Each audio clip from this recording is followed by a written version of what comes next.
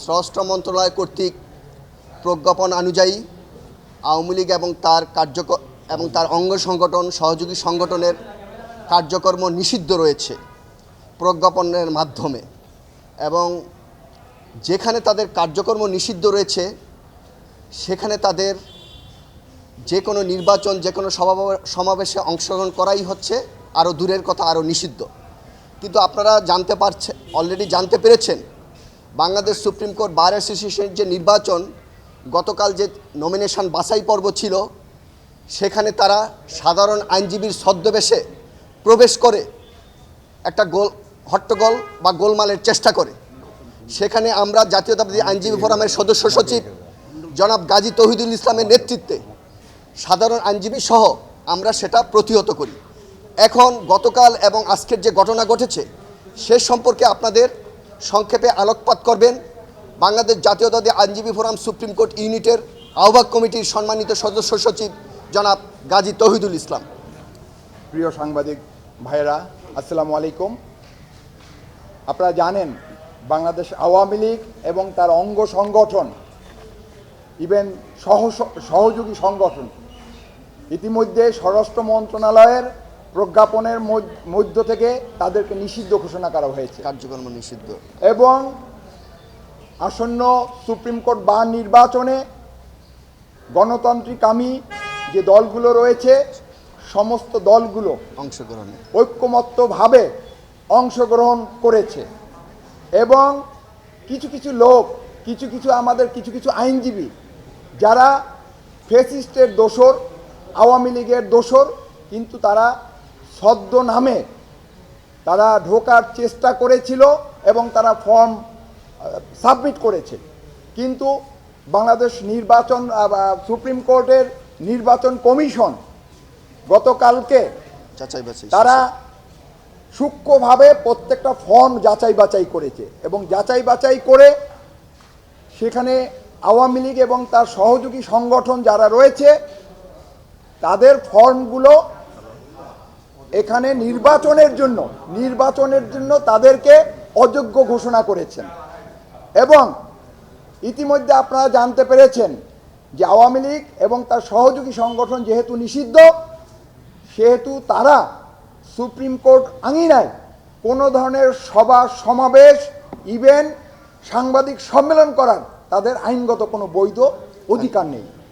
এবং সেক্ষেত্রে আমি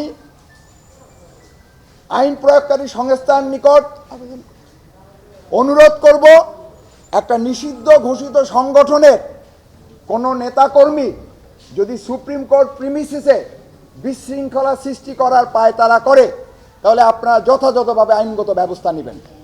এবং বাংলাদেশ জাতীয়তাবাদী আইনজীবী ফোরাম সহ সমস্ত গণতান্ত্রিককামী সংগঠনগুলো আমরা এখানে সক্রিয় রয়েছি, কোনো অপশক্তি যাতে করে সুপ্রিম কোর্টে বিশৃঙ্খলা সৃষ্টি করতে না পারে।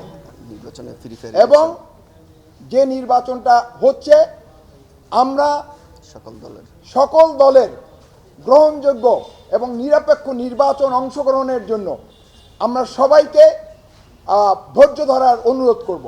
এবং আমরা প্রত্যেকটা নেতাকর্মী আমরা সচেষ্ট থাকব বাংলাদেশে যে গণতান্ত্রিক ধারা অব্যাহত রয়েছে এই ধারাকে আমরা চলমান রাখার জন্য আমরা সবাই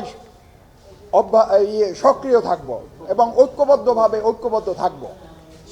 এবং আমরা বিশ্বাস করি আজকে সাধারণ আইনজীবীরাও আজকে একত্রিত হয়েছে, সুপ্রিম কোর্টে যারা বিশৃঙ্খলা সৃষ্টি করার পায়তারা করবে তাদেরকে প্রতিহত করা হবে ইনশাআল্লাহ।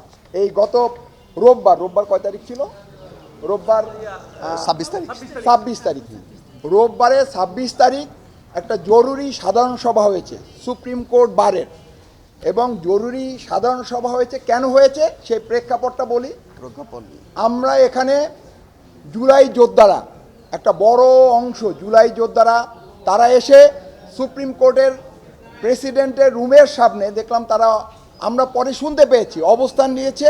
এবং তারা প্রেসিডেন্ট এবং সেক্রেটারি বরাবর তারা একটা স্মারকলিপি দিয়েছে যাতে করে নিষিদ্ধ ঘোষিত আওয়ামী লীগ এবং তার সহযোগী সংগঠন যারা জড়িত আছে, অতীতে ছিল এবং বর্তমানে আছে, তারা যাতে করে এই আসন্ন সুপ্রিম কোর্ট নির্বাচনে অংশগ্রহণ না করতে পারে সেই অনুযায়ী একটা সেই resolution। মর্মে তারা একটা অ্যাপ্লিকেশন দিয়েছে। এবং তারপরেও এছাড়া আরও বেশ প্রায় 500 থেকে 700 সাধারণ আইনজীবীরা তারা একটা অ্যাপ্লিকেশন দিয়েছে সুপ্রিম কোর্ট বারের সভাপতি এবং সেক্রেটারি বরাবরে, যাতে করে ফ্যাসিস্টের দোসর নিষিদ্ধ সংগঠনের কেউ এই নির্বাচনে অংশগ্রহণ না করতে পারে। এবং ওই তাদের অ্যাপ্লিকেশনের আলোকে প্রায় এই 5 থেকে 6টা অ্যাপ্লিকেশন পড়েছে আমার জানা মতে।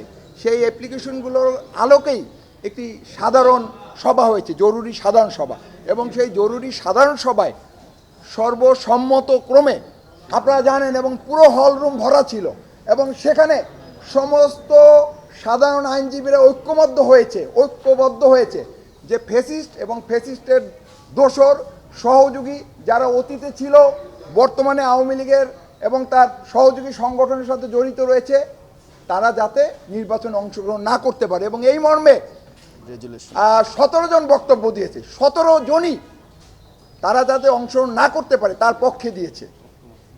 এবং সবাই ঐক্যমত পোষণ করার পরে বার সাধারণ সভার মাধ্যমে, বিশেষ সাধারণ সভার মাধ্যমে সিদ্ধান্ত হয় আওয়ামী লীগ এবং তার সহযোগী সংগঠনের কেউ যাতে এই নির্বাচনে অংশগ্রহণ করতে না পারে। এবং ওই সিদ্ধান্তের আলোকেই গতকালকে বাছাই হয়েছে এবং সেই বাছাইতে তারা অযোগ্য ঘোষিত হয়েছে। আপনারা দেখবেন আজকের যে নির্বাচনে যারা অংশগ্রহণ করছে, আপনি দেখবেন এনসিপির প্রার্থী আছে, জামাতে ইসলামের প্রার্থী আছে এবং বিএনপি সমর্থিত প্রার্থী রয়েছে, স্বতন্ত্র প্রার্থী আছে। ইভেন স্বতন্ত্র রয়েছে। অতএব এখানে তাদের কারো অভিযোগ নেই। Please, ওকে, আচ্ছা, এখানে একটা গণতান্ত্রিক প্রক্রিয়ায় সবাই অবাধে নির্বাচনে অংশগ্রহণ করার সুযোগ রয়েছে। শুধুমাত্র নিষিদ্ধ ঘোষিত সংগঠনের যারা এই সংগঠনের সাথে জড়িত ছিল, অতীতে ছিল, বর্তমানে রয়েছে, শুধু তাদের ক্ষেত্রেই এই নিষেধাজ্ঞাটি নির্বাচন কমিশন প্রযোজ্য করেছে।